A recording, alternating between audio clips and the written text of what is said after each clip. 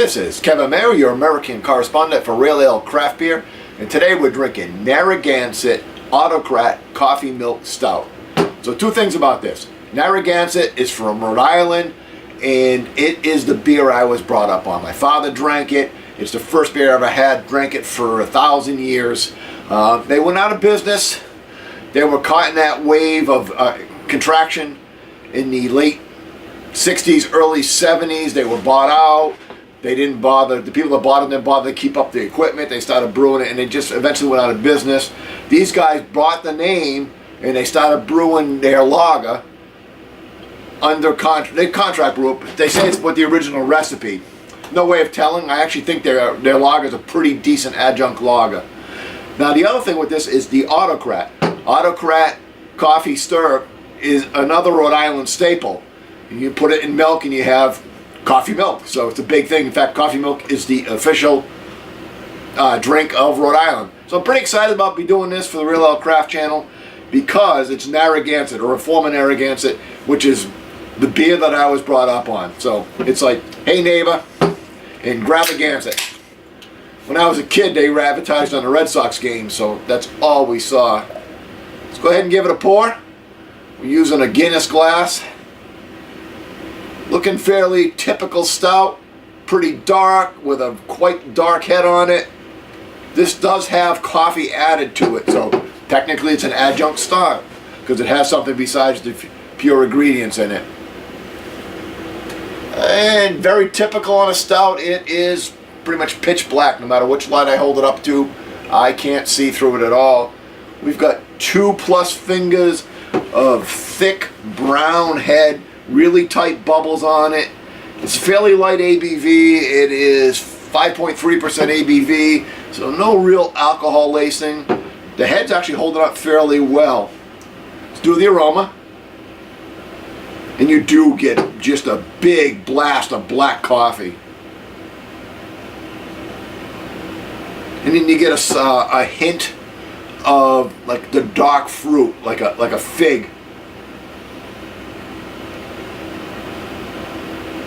And underneath the black coffee, you get a little bit of the roasted malt.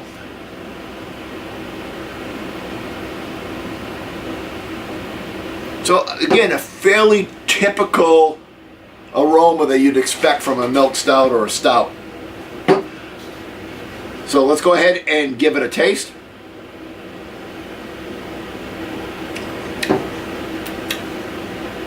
Yeah, so you get that. Milk stouts tend to be kind of creamy, and this one's definitely there. You get like a creamy upfront, for lack of a better word, creamy coffee milk.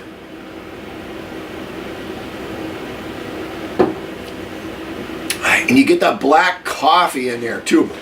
Really, really nice black coffee. I mean, really strong black coffee, upfront black coffee flavor.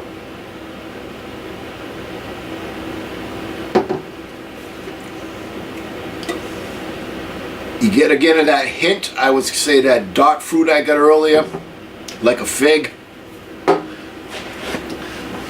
It does finish rather thin. Sometimes stouts finish really thick and creamy. It's got the creamy up front. It finishes on the thin end with a little bit of bitterness in it. Yeah, so the predominant flavor is going to be that coffee. So as a coffee adjunct, it's definitely coffee forward. Not to be unexpected. I think it's a really good beer. It's not a world-class stout, but in most of the Narragansett beers I've drank would be in the same boat. They do a nice job on them. They're a solid beer. They're not world-class. Nothing wrong with that. Again, world-class beers cost a lot of the money to make, so you can't afford to drink them all the time either. I'd love to drink Heady Topper every day, but at $4 a can or whatever it is, well, I can't get it, but at $4 a can, that gets pretty fat. That gets pretty stale pretty fast. So let's come up with a final score. Well, let's come up with a final thing on our taste, which is the black coffee, creaminess, milk up front. This, we get a little bit of the roasted malt underneath. Back end, we get a little bit of the dark fruit, and it finishes a little astringent.